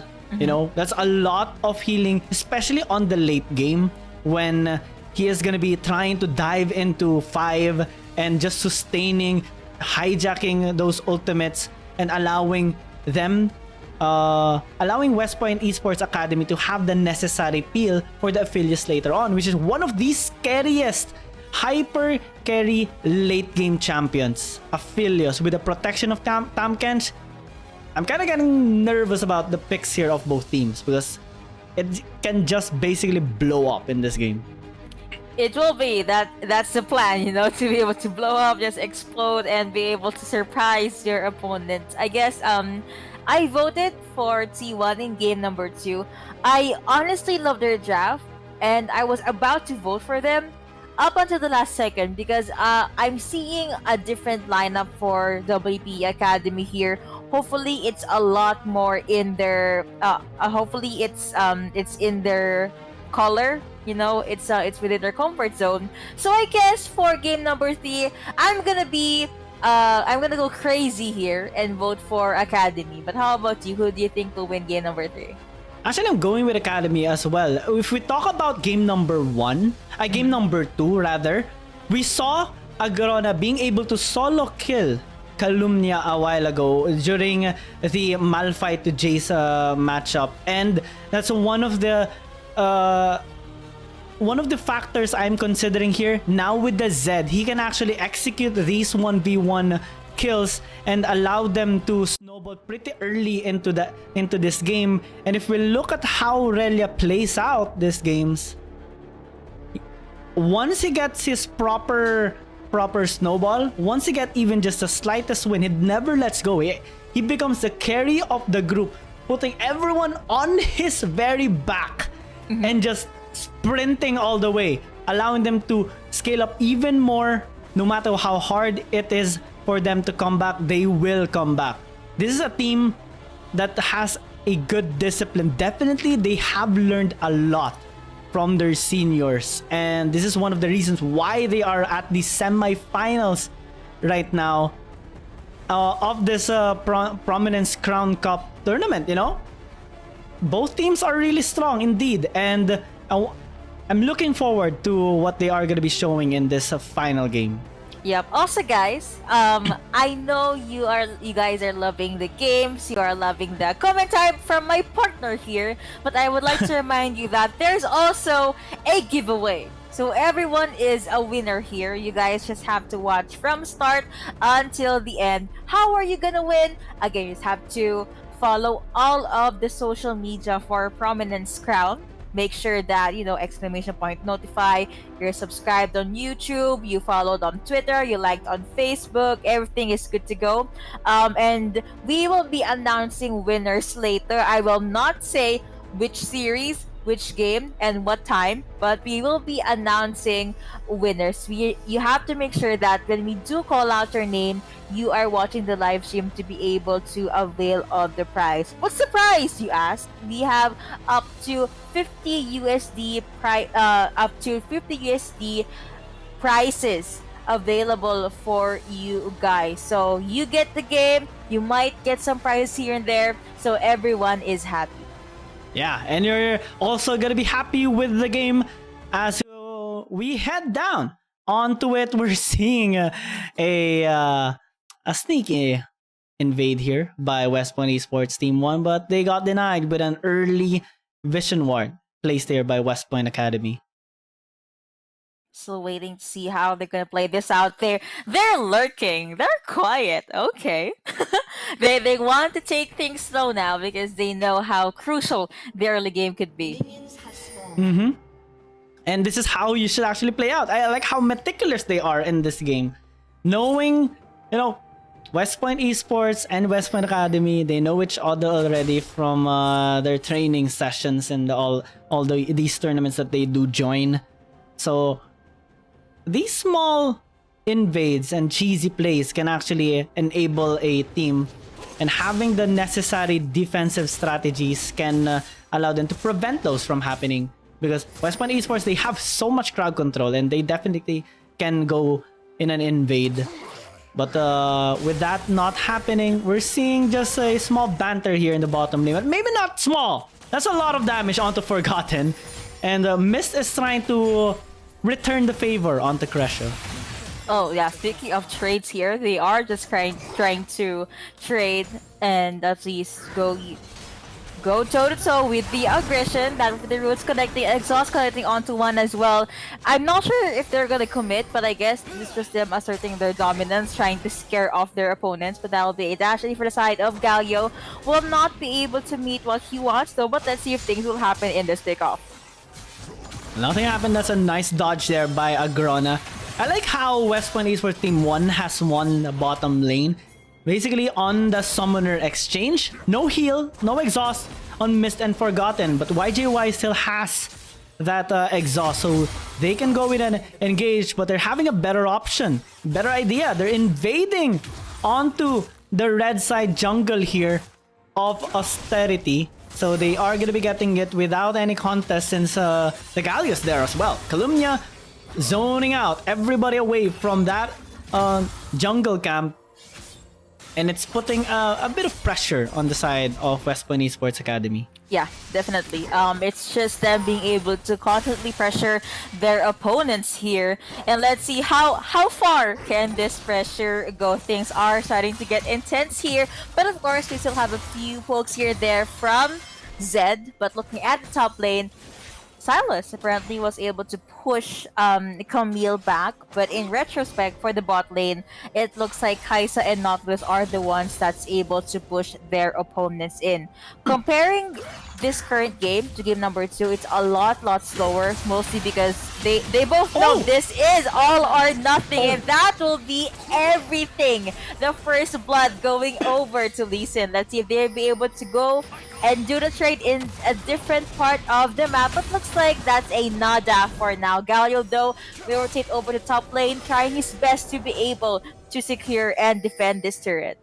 In between two minions, Austerity landed that Sonic Wave, and basically when that hit, Parzival is dead. And now looking at the gold lead of West Point Esports Academy and that lane win so far by Relia, this is start to be better for the side of West Point Esports Academy. And I wanna say though, because I read a comment on the live stream, West Point Esports saying that whoever loses here or will have to give their salary for the month of March to the winning team. I'm not so sure if that's a joke, but that is definitely gonna make me nervous if I'm one of the players on either team. So if that's a motivation for anyone, then so be it. But I'm more so scared. you know, when you said all or nothing earlier on, that condition is the epitome of all or nothing. I'm pretty sure it's a joke, but you know, we are in it for the joke. Though, so maybe half the salary.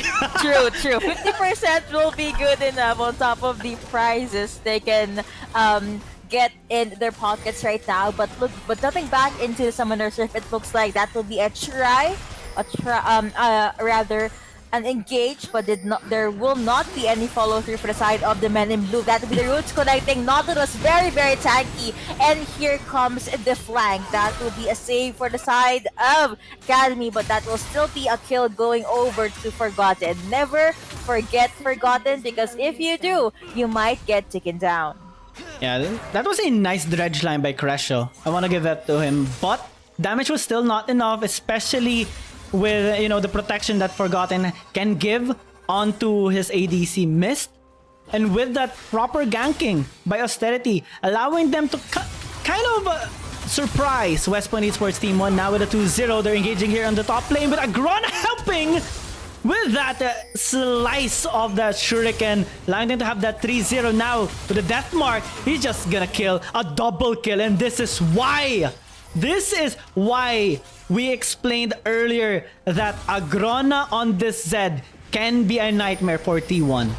Yes, exactly. And you know, you have to wake up if you are having a nightmare. Let's see what time will they wake up, because looking back into game number 2, T1 did have the lead, and it looks like Academy will be the ones to follow through. But this time around, Academy, they are just going at it time and time again. You have quite the number of minions here being pushed into the bot lane, but now looking at the top lane, Camille, Percival being caught out there, hook shot out, hook shot in, but little does he know there is a Lee Sin waiting for him. There's a blind monk waiting for him at the bushes.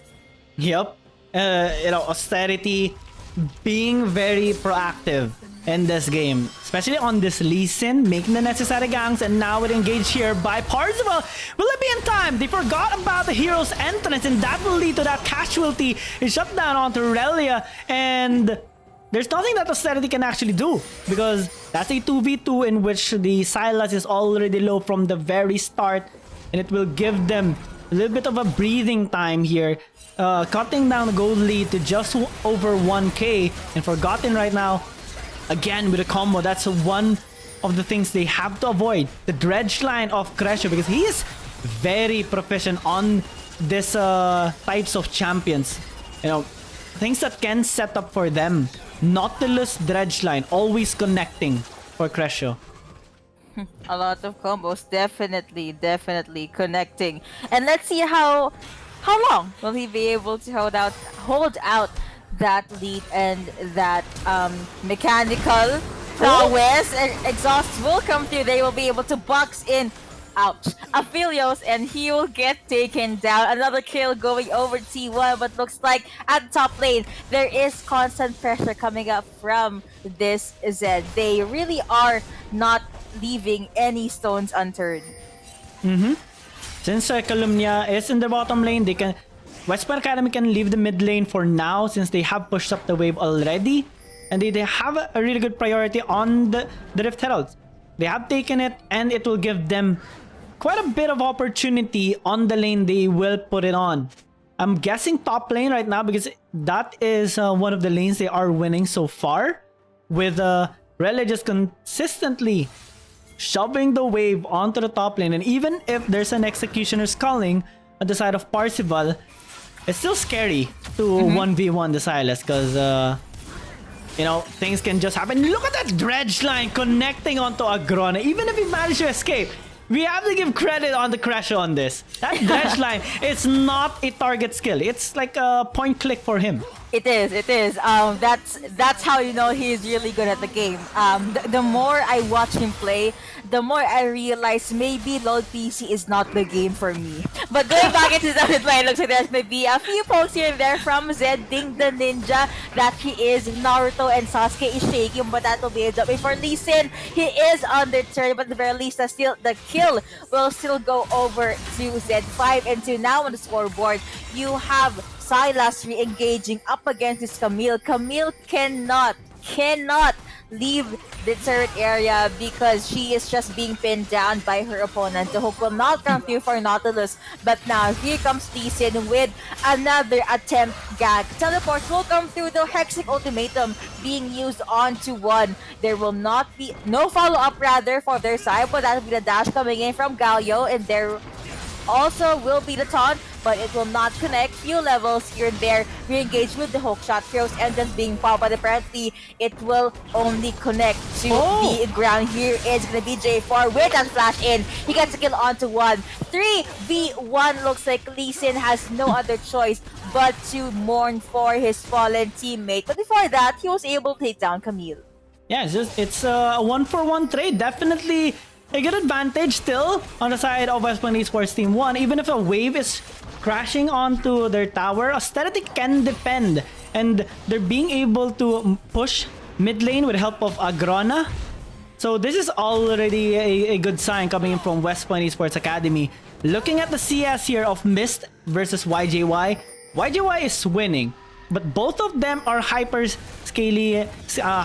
carry scaling late game ADCs, so both of them are going to be scary nonetheless. They're going to be dealing so much damage in the late game. What Mist has to avoid though is the dredge line of Crescio, because once he gets hit by a single crowd control, he's going to be dead. That's how crucial using an Aphelios is. And now under the top lane now, Reles taking a lot of turret shots, but the sustain though is really high.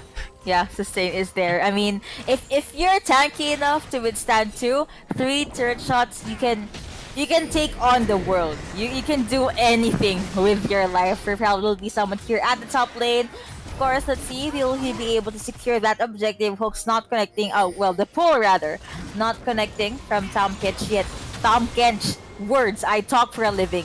Yet again, 12 minutes in now, and it looks like T1 is still dancing to the music that Academy put out for them. Of course, they're gonna wait for the levels to come through, more items to come through. Now it's a stalemate because they know sometimes if they try to force these pickoffs, force these team fights, it might not work well for them.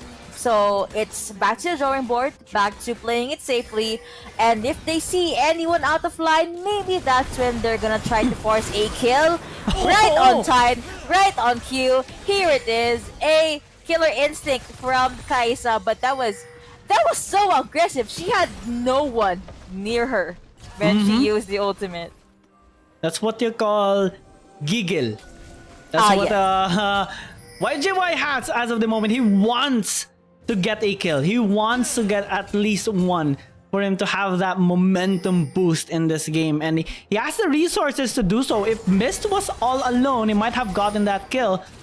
But we're seeing Westpoint Esports Team 1 try to look for opportunities across the map. We're seeing the Crescio in the mid lane, allowing YGY to just scale up alone in the bot lane because he knows that with no engage On the side of West Point Academy, it's gonna be relatively safe, but that tower isn't. So that's the first tower being taken here by Aurelia, and that's gonna give him lots of gold, to be honest. A lot of gold, and that opens or paves the way for him to be able to secure more items, more damage, or more armor, depending on the player, of course. But now, 35 seconds before the next objective will be up, 6 minutes before the Baron will be up. We have a lot of time, and here comes the hook from Nautilus. That will be the kill being secured by Kaisa. After getting the kill on Forgotten, they are good to go. They take a step back, maybe wait for a wave, and now I'm not sure if they're gonna pick up J4 here, but yeah, I don't think, rather Zed, I don't think they're gonna commit there. At the very least, they will wait for their teammate, they will wait for J4, and then they're gonna focus on taking the turret down. Yeah, that's one of the things that they should do.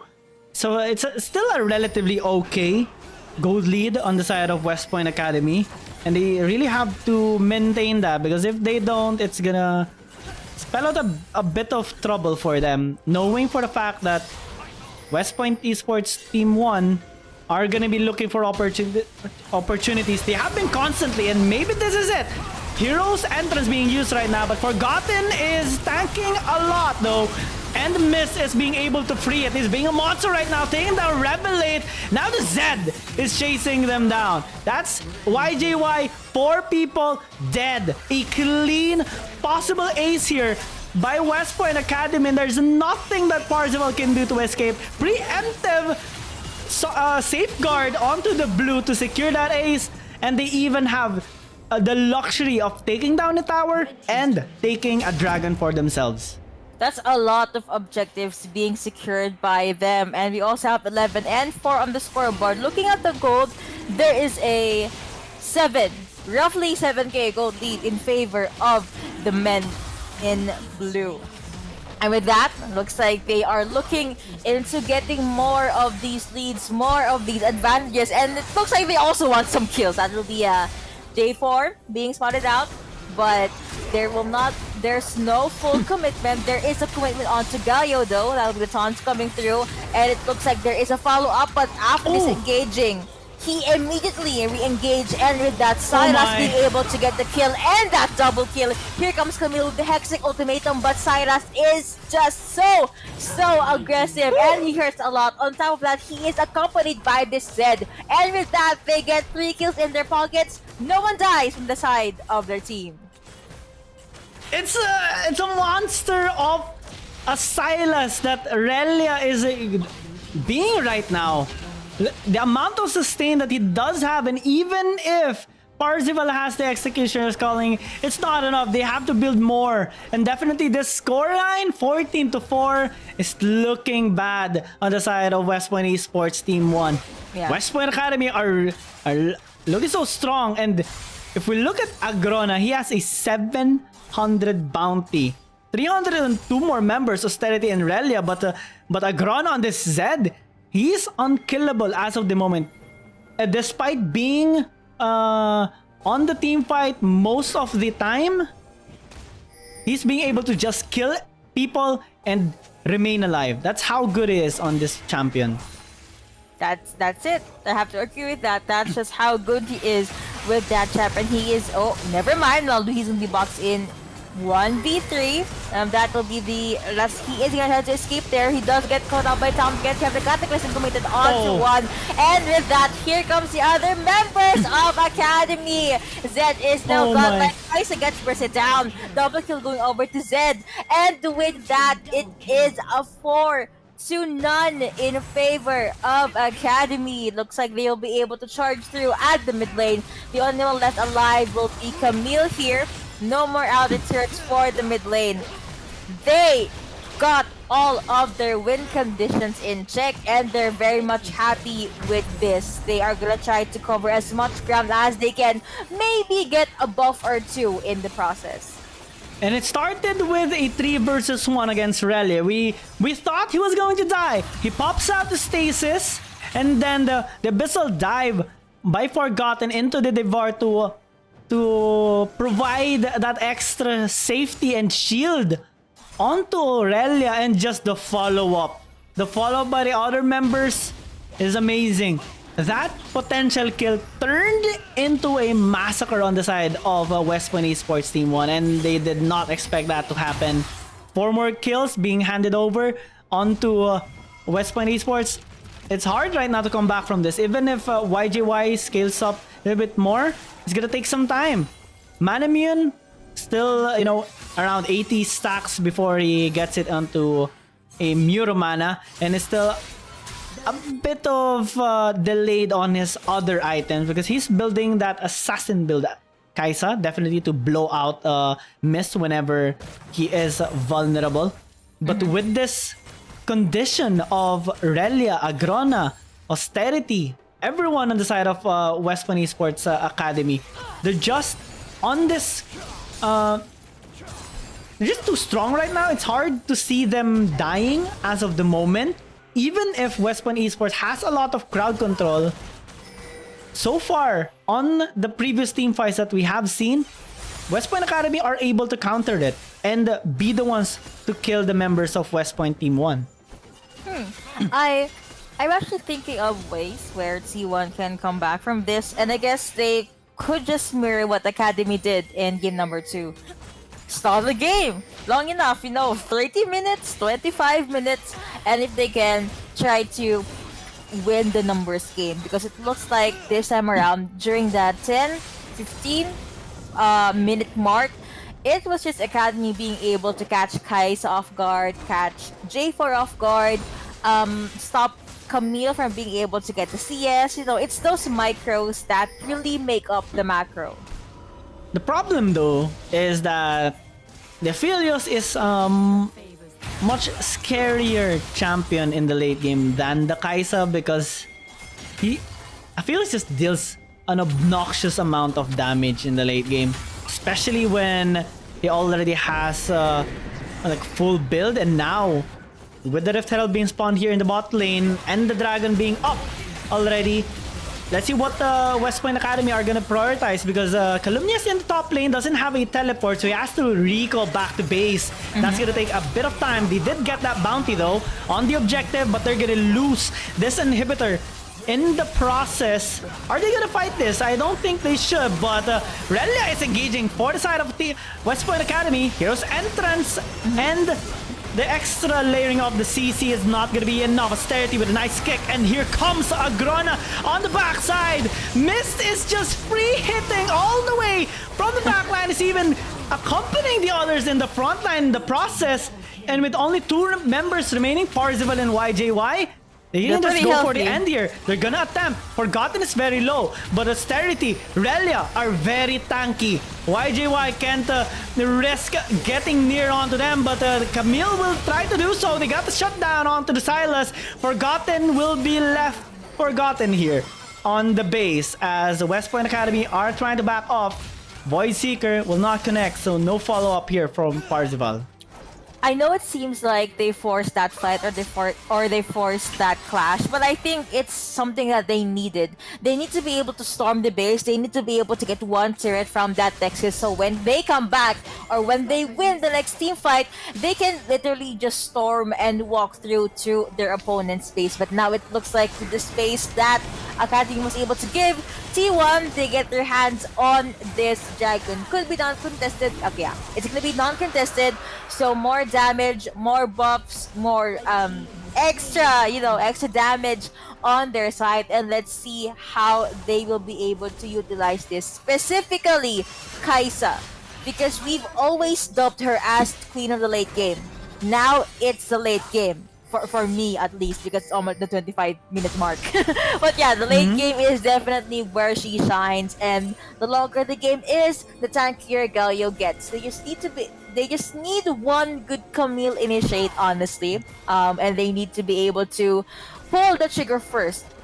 But now it looks like with the Baron up. No one is touching that objective just yet. There will be one caught out here. That'll be the flash being forced out of Galio. He will be able to pop that Stasis, but let's see who will be the first one to say goodbye. That will be Galio indeed. And now Academy, they are on the chase. Slow's connecting, Kite's connecting. You also have Camille forced to use hook shot defensively. She is going back into their base, and with that, looks like Academy, they're very much happy with that one kill. It's gonna be a 4v5. They're gonna get this buff before they look for other things to take down or maybe get from the map.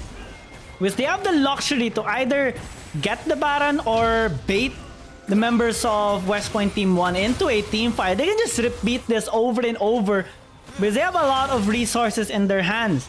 West Point Esports don't have that much because, you know, Jarvan already expended the Cataclysm. Calumnia a while ago got taken down. That's a nice dead dredge line, but it's onto a tanky Syla, so not really the best target right now.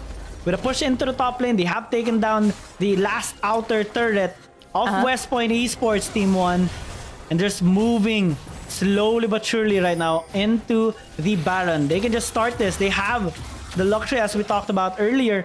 They have so much of a gold lead. 10,000. Make that 11,000 at 24.5 minutes. That's high. Very, very high. But you know, not as high as the damage that they can dish out on this Baron. And with that, Academy, they get more buffs, more damage, more extra stats in their champions, and it looks like this is something they might use onto T1. And one of the things T1 could do is Plan A, wait for the Baron buff to disappear. Plan B, try to go with the pick-off. Or Plan C, force a full-on 5v5 team fight. Honestly, I love T1's draft when it comes to team fights. It just so happened that Galio gets picked off first, J4 gets picked off first, so they're not really able to utilize or exploit the kind of kits they have available. But now it seems like they're locked in their bases area. Void Seeker being thrown out by Kaisa here, but again, no actual pickoffs, no actual commitments. Someone did get caught out here, but apparently there will not be any follow-up. Someone is also hiding in the bush at the side. You have Zed split pushing out here. It's a Cataclysm coming through. Death might be popped as well by this ninja. But now here is Galio. Vitaton not gonna connect on to anyone, but someone does get rooted, but they forgot. The other members are at the base. They are taking down the inhibitors. They are taking down the turret. They are taking down everything. And it looks like they want more blood. They smell it.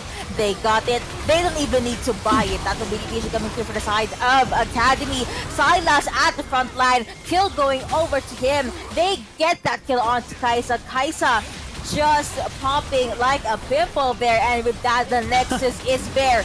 They are gonna focus on this Nexus, and it looks like they are looking into getting the series number 1. Fantastic victory here by West Point Esports Academy. And like what we talked about, you know, it's the students right now taking control and taking this game. They definitely have learned a lot from their seniors, and they have applied it so well in this tournament. A 2-1, basically it was a reverse sweep that they have shown in the series, and they have learned so much mid-series.